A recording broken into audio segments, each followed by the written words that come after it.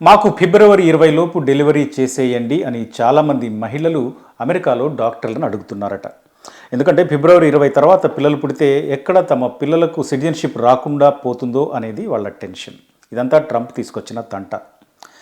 ఇప్పుడు ట్రంప్ ఇచ్చిన executive order citizenship గురించి చాలామందిని ఆందోళనలో పడేసింది. ట్రంప్ ఏమంటాడంటే, తాత్కాలిక వర్క్ వీసాలతో ఉంటున్న వారి పిల్లలకు, అక్రమ వలసదారుల పిల్లలకు ఫిబ్రవరి 20 తర్వాత సిటిజన్షిప్ ఇచ్చేది లేదు అంటున్నాడు.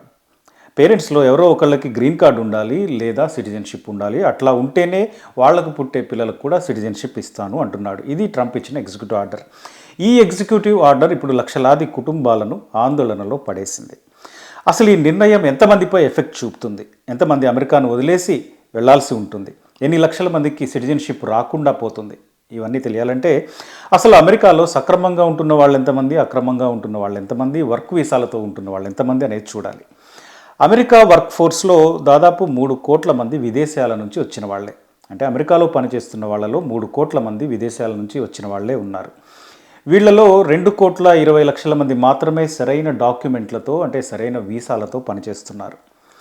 అమెరికా 14 రకాల వీసాలను ఇష్యూ చేస్తుంది. ఇందులో H1 visa, H2 visa, L visa, O visa, R visa, ఇట్లా రకరకాల వీసాలు.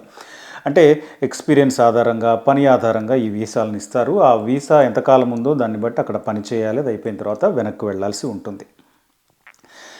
సో వీసాలతో పనిచేస్తున్న వాళ్ళు 2,20,00,000 మంది ఉంటే, ఎలాంటి వీసా లేకుండా అంటే అక్రమంగా అమెరికాలోకి ఎంటర్ అయి పనిచేస్తున్న వాళ్ళ సంఖ్య 80 లక్షల మంది వరకు ఉంది. ఈ 80 లక్షలలో మెక్సికో నుంచి వచ్చిన వాళ్ళే 50 లక్షల మంది ఉంటారు. అందుకే ట్రంప్ మాట్లాడితే మెక్సికో మీద పడుతుంటాడు.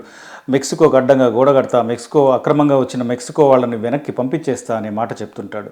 ఇక ఈ జాబితాలో ఎల్ సాల్వడార్, గ్వాటెమాలా, ఇట్లా ఇందులో 5వ స్థానంలో భారత్ ఉంది. అంటే భారత్ నుంచి వెళ్ళి అక్రమంగా అమెరికాలో ఉంటున్న వాళ్ళ సంఖ్య 7,20,000 మంది వరకు ఉందని లెక్కలు చెప్తున్నాయి. సో ఇప్పుడు ట్రంప్ తీసుకున్న నిర్ణయం ప్రకారం వర్క్ వీసాలతో ఉంటున్న వాళ్ళు, వర్క్ వీసాలు లేకుండా అక్రమంగా అమెరికాలో ఉంటున్న వాళ్ళు, వీళ్ళంతా ఎఫెక్ట్ కాబోతున్నారు. ఈ సంఖ్య 3 కోట్ల వరకు ఉంటుంది అనేది ఇప్పటి వరకు ఉన్న అంచనా. వర్క్ వీసాలతో వెళ్ళిన వాళ్ళు అమెరికాలో ఉండాలి అనుకుంటే సమస్య లేదు, వెనక్కి రావాలి అనుకునే వాళ్ళకి ఎలాంటి ఇబ్బంది లేదు.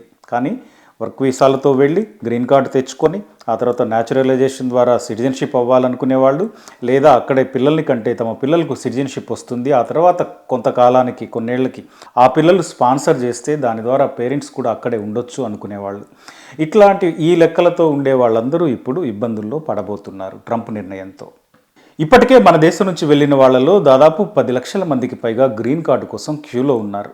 గ్రీన్ కార్డు కోసం క్యూలు చాలా సుదీర్ఘంగా నడుస్తున్నాయి. వాళ్ళందరికీ ఇప్పట్లో గ్రీన్ కార్డు వచ్చే అవకాశాలు కూడా లేవు. వీళ్లలో ఫిబ్రవరి 20 లోపు పిల్లల్ని కనేవాళ్ళు సేఫ్. ఫిబ్రవరి 20 తర్వాత పిల్లల్ని కనేవాళ్ళ పరిస్థితి ప్రశ్నార్థకం. ఎందుకంటే ఆ పిల్లలకు సిటిజన్షిప్ రాదు.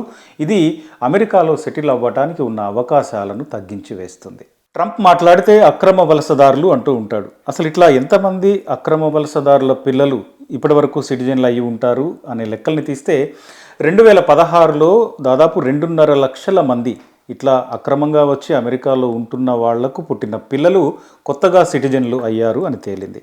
ఈ సంఖ్య 2022లో దాదాపు 13 లక్షలు ఉంది అంటున్నారు. ఇప్పుడు ట్రంప్ తీసుకొచ్చిన ఎగ్జిక్యూటివ్ ఆర్డర్ వల్ల 2050 నాటికి దాదాపు 50 లక్షల మందికి కొత్తగా సిటిజన్షిప్ రాకుండా పోతుంది అనేది అంచనా. ఇక ట్రంప్ తీసుకున్న నిర్ణయం అమలయ్యే అవకాశం ఉందా అంటే, అధ్యక్షుడు సంతకం చేసి పడేసినంత మాత్రాన అమలవుతుంది అని చెప్పలేము. ఎందుకంటే ఇది ఎగ్జిక్యూటివ్ ఆర్డర్ మాత్రమే. ఇది అమలవటానికి చాలా దశలు ఉన్నాయి, చాలా అడ్డంకులు ఉన్నాయి. ఇప్పటికే 22 రాష్ట్రాల అటార్నీ జనరల్స్ దీని గురించి కోర్టుకు వెళ్ళారు, కోర్టులో ఫైట్ చేయబోతున్నారు. సో ఇదంతా తేలిగ్గా అమలవుతుందని కూడా చెప్పలేము. ఎందుకంటే అమెరికా రాజ్యాంగం చాలా స్పష్టంగా చెప్పింది, అమెరికా గడ్డ మీద పుట్టిన ఎవరికైనా సిటిజన్షిప్ ఇవ్వాలి అని.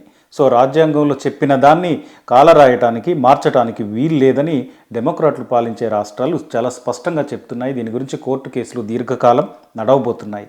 సో ట్రంప్ సంతకం చేసి పడేసినంత మాత్రాన ఇది అమలవుతుంది అని చెప్పలేము.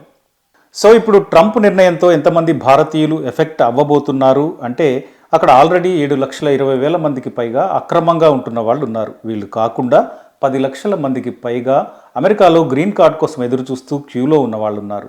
వీళ్లలో అక్కడ సెటిల్ అవ్వాలనుకునే వాళ్ళు ఖచ్చితంగా ఎఫెక్ట్ అవుతారు. ఉద్యోగ వీసాలతో ఉంటూ వెనక్కి రావాలనుకునే వాళ్ళకి ఇబ్బంది లేదు, కానీ అక్కడే ఉండాలి అనుకునే వాళ్ళు ఖచ్చితంగా ఎఫెక్ట్ అవుతారు. సో ఈ లెక్కను చూస్తే భారత్ నుంచి వెళ్ళిన వాళ్ళలో లక్షలాది మందిపై ట్రంప్ ఇచ్చిన ఎగ్జిక్యూటివ్ ఆర్డర్ ఖచ్చితంగా ఎఫెక్ట్ చూపిస్తుంది.